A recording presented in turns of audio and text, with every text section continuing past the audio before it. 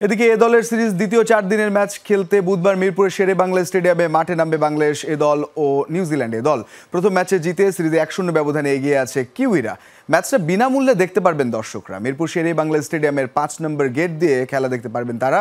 সিলেটে প্রথম 4 দিনের ম্যাচের শেষ দিনের ব্যাটিং ব্যর্থতায় নাটকীয়ভাবে ম্যাচ হারে বাংলাদেশ এ দল। তাই হোয়াইট ওয়াশ এড়ানোর মিশন নিয়ে হোম অফ ক্রিকেটে মাঠে নামবে নুরুল হাসান সোহানের নেতৃত্বাধীন দলটা। এর আগে ওয়ানডে সিরিজের শেষ ম্যাচেও হেরেছে বাংলাদেশ এ। টানা 2 ম্যাচ হেরে ব্যাকফুটে থাকা দলটা এখন ঘুরে দাঁড়ানোর অপেক্ষায়। ম্যাচের আগের দিন অনুশীলন শেষে সেই প্রত্যয় হেড কোচ মিজানুর রহমান বাবুলের কণ্ঠে। সিলেটে আমরা অন্য টাইপের একটা উইকেট তৈরি করার চেষ্টা করেছি, যেটা গ্রাস থাকে, বাউন্সি পিচ। ওইখানে খেলারও একটা যাতে আমাদের ছেলেরা শিখে এবং পাশাপাশি জিততে শিখে। খেলায় যদি শিখলাম শুধু জিততে শিখলাম না, তাহলে তো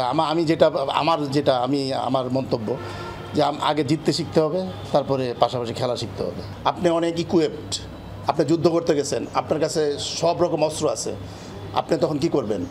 ভয় পাবেন?